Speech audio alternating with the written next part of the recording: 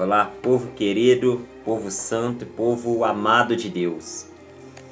Eu venho aqui agradecer a Deus por mais um dia de vida. Louvado seja o nome do nosso Senhor, do nosso querido Deus, do eterno Elohim, Deus soberano.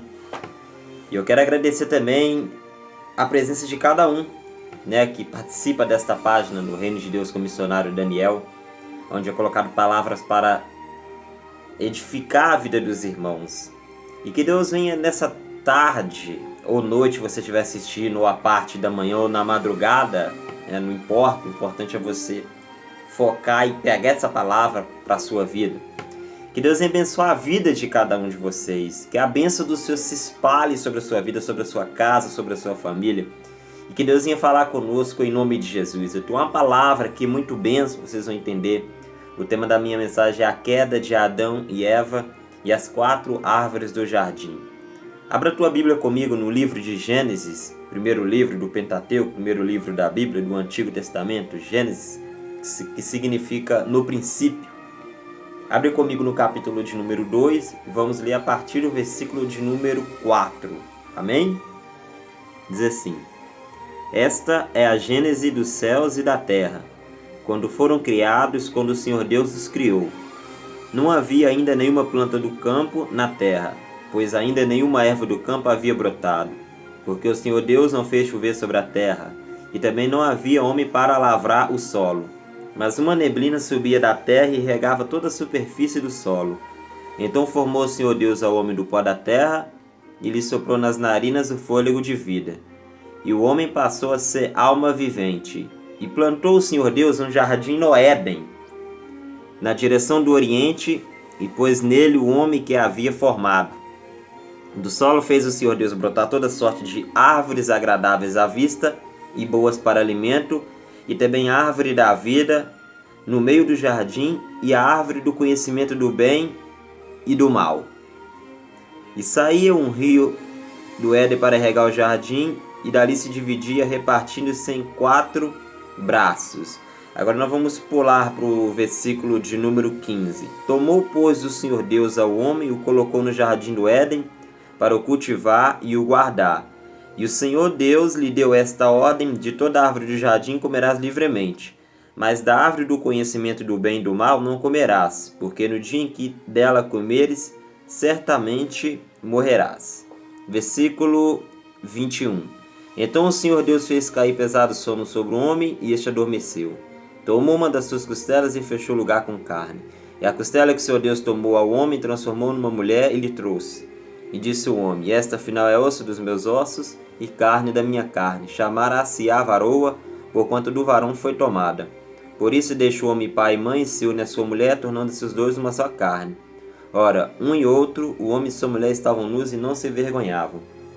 Capítulo de número 3.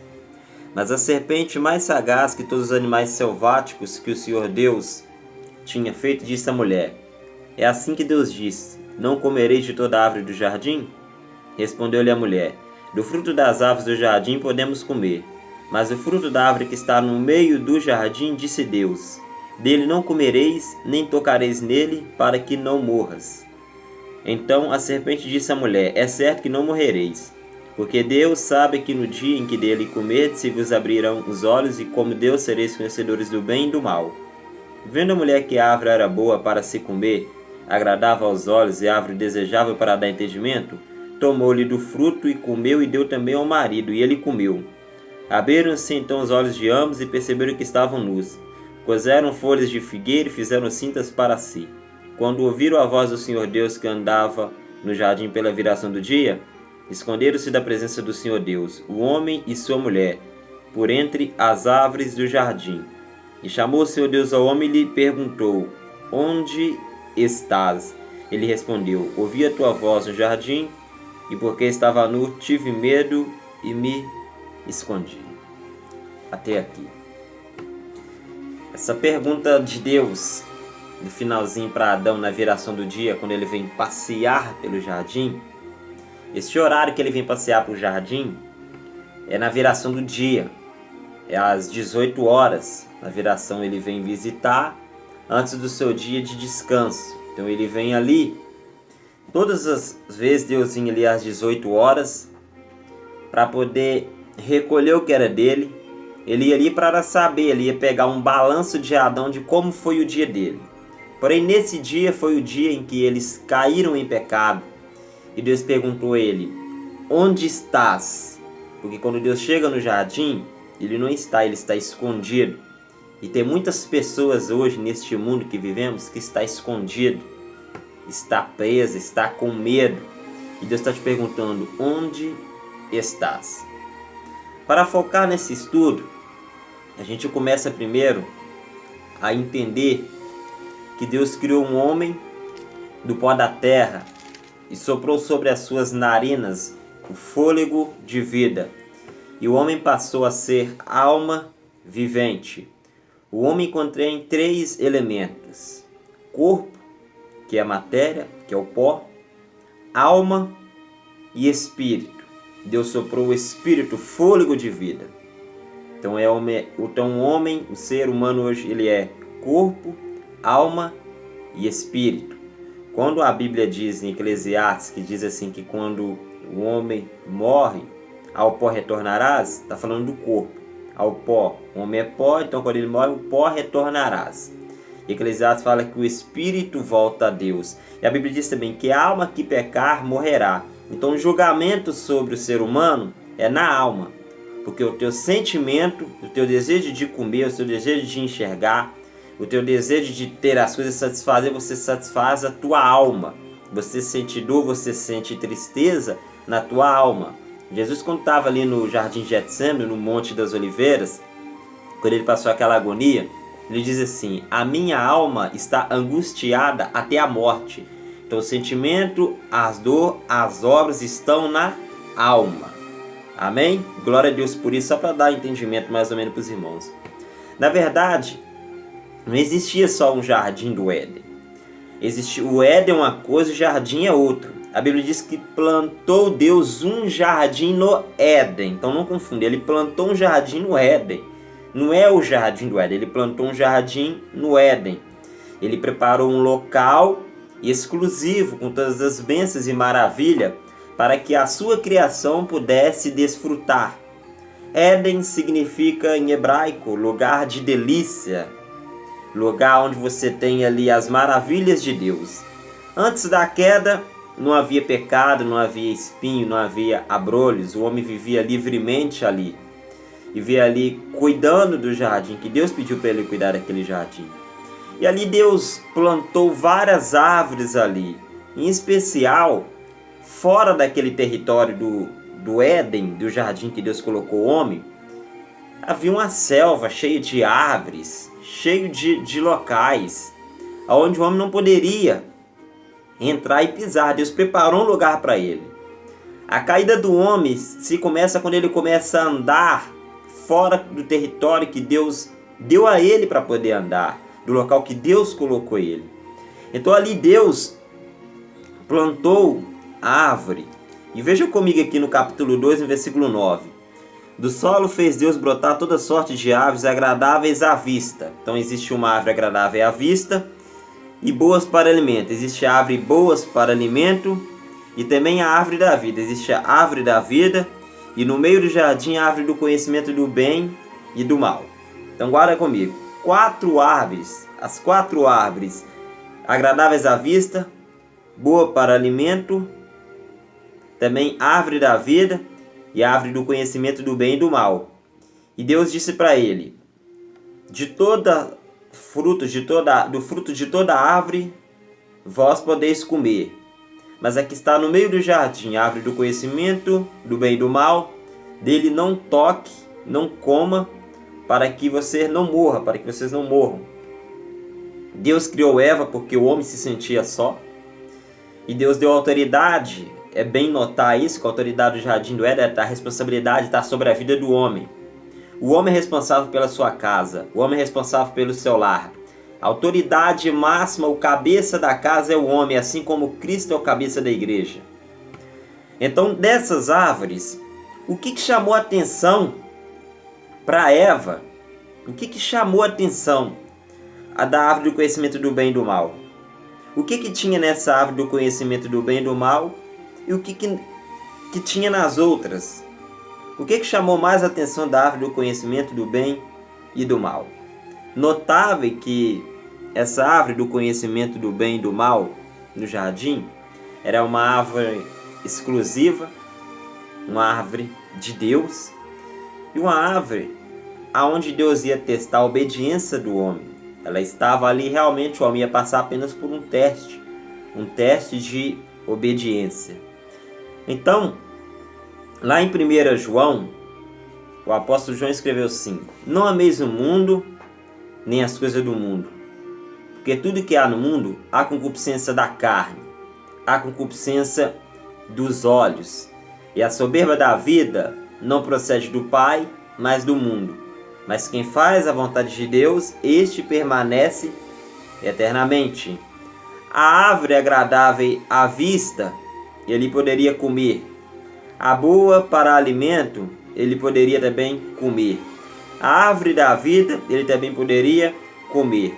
Mas a que está no meio do jardim, do conhecimento do bem e do mal, ele não poderia comer.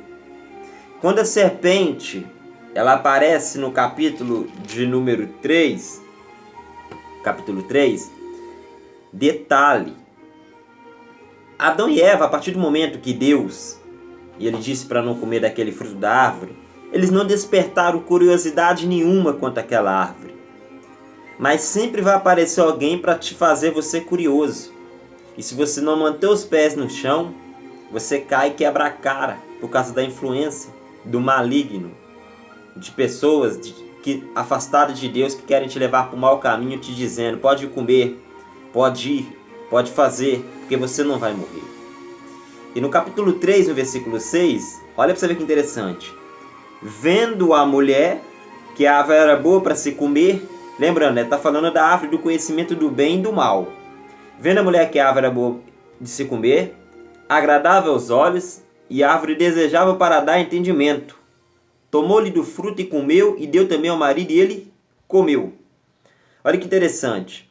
Os elementos que haviam na árvore do conhecimento do bem e do mal, tinham nas outras árvores que estavam no jardim. Lá no jardim tinha árvore, essa que agradava aos olhos, boa para se comer. Tinha, se você voltar aqui no capítulo de número 2, no versículo 9, está escrito: árvore agradável à vista, que agradava aos olhos. Árvore boas para alimento, que é boa para se comer. Também árvore da vida, e aqui árvore desejável para dar entendimento. Então por que eles foram direto nessa, sendo que as outras árvores tinham tudo? Porque Deus nos dá tudo. Deus nos dá casa, Deus nos dá família, Deus nos dá estrutura. Só que sempre queremos buscar fora do jardim. Sempre queremos nos aventurar fora do jardim. E fora do jardim, fora da onde Deus te colocou, você sai debaixo da proteção dele e fica correndo risco. Porque ali o ladrão salteador, o diabo, o nosso inimigo, ele está ali só esperando uma brecha para você deixar a porta do teu jardim aberta, para você sair dele, para ele poder te pegar. Porque quando você estiver dentro do jardim e quando você estiver protegendo o que Deus te deu, Deus não deixa o maligno lhe tocar. Então essa árvore, boa para se comer, agradável aos olhos, desejável para entendimento. Por que Eva pegou? A serpente não estava ali apenas naquele dia. Ela estava há muito tempo esperando uma brecha. De fato, às vezes Adão estava passeando demais, estava muito preocupado com outras coisas, que não percebeu que a serpente estava chegando muito próxima do seu lar, muito próximo do seu jardim. Quando assustou, a serpente já estava dentro. E a Bíblia diz: não deis lugar ao diabo.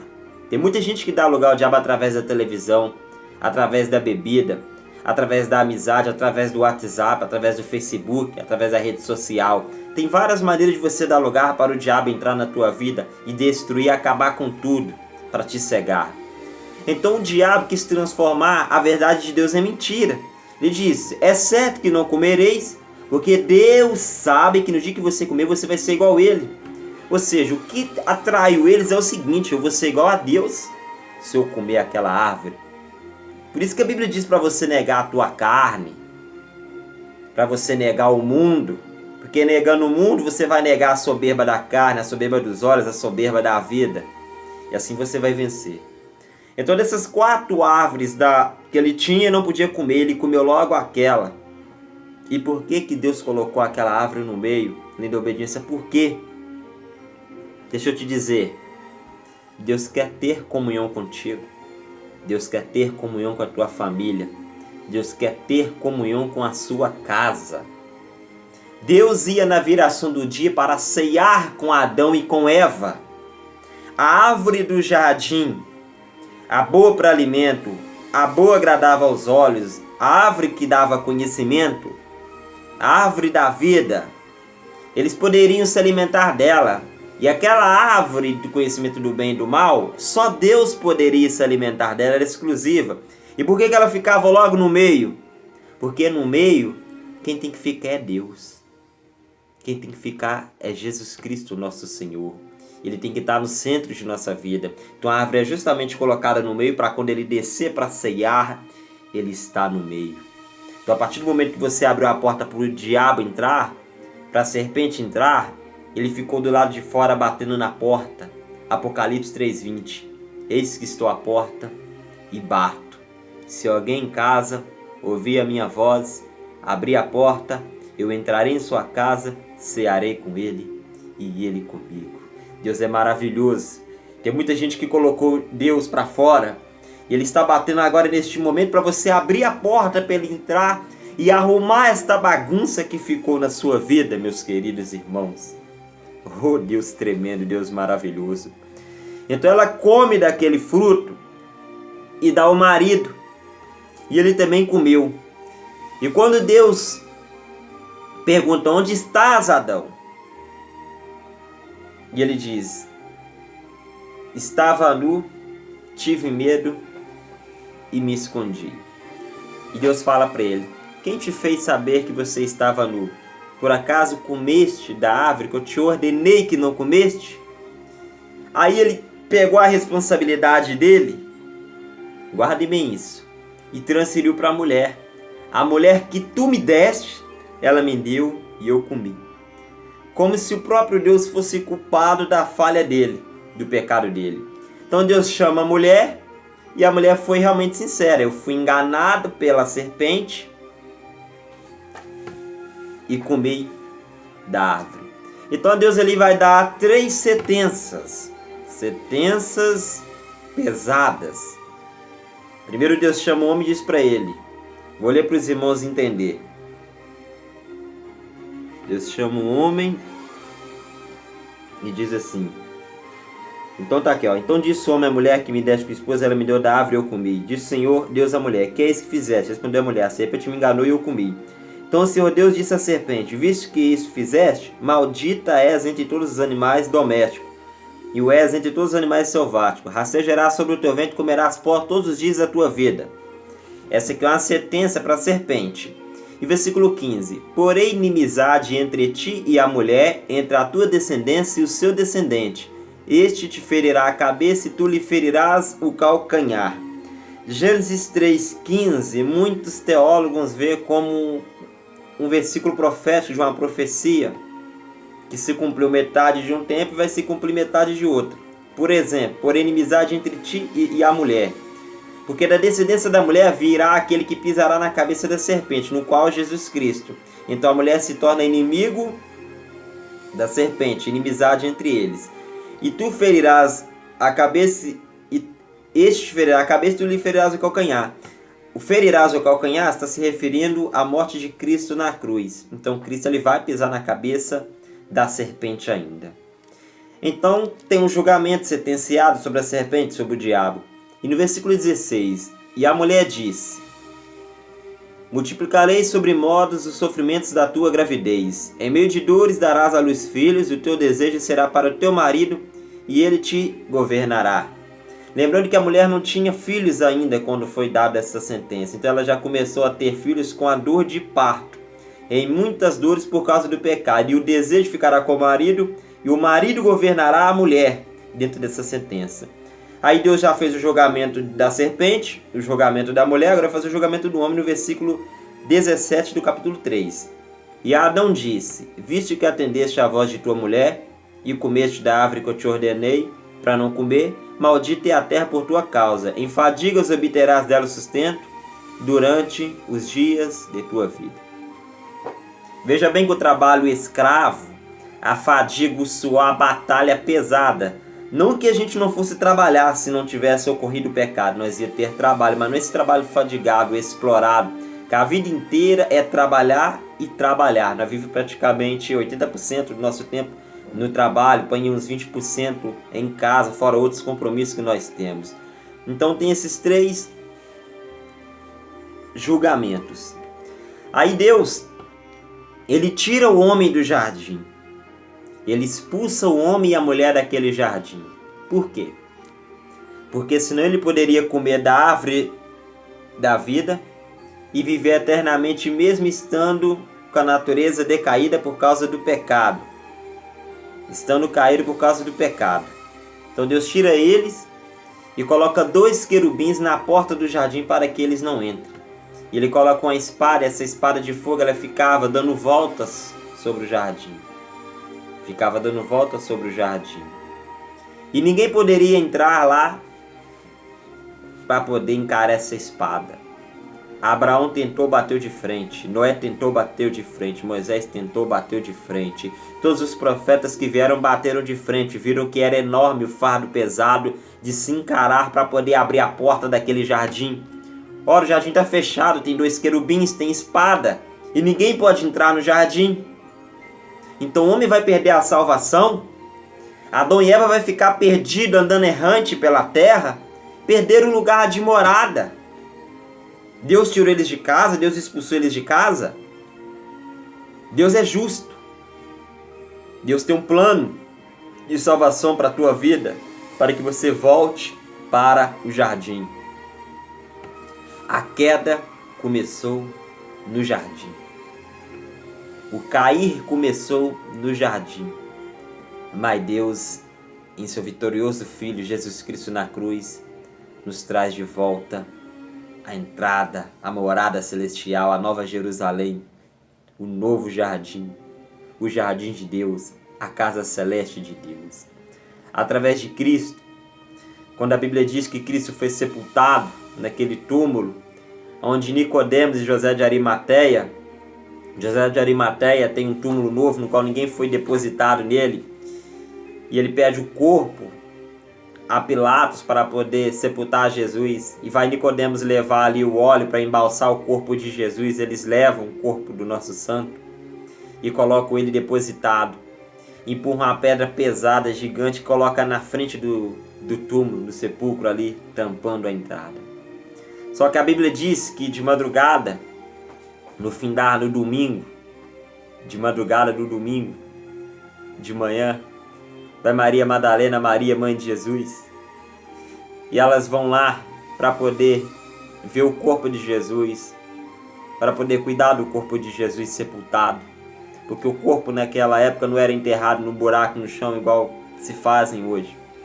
Então, chegando lá, a Bíblia diz que de madrugada, antes delas chegar, veio um anjo do céu como um relâmpago e moveu aquela pedra e sentou em cima da pedra. Só que aprende uma coisa: eles não foi lá tirar a pedra para Jesus sair.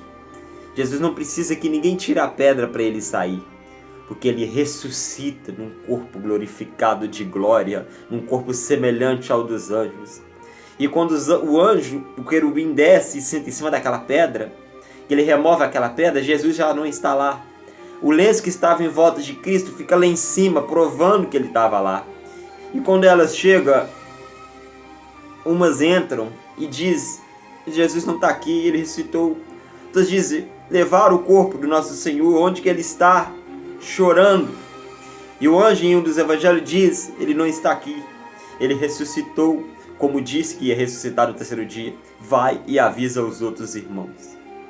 Porém Maria,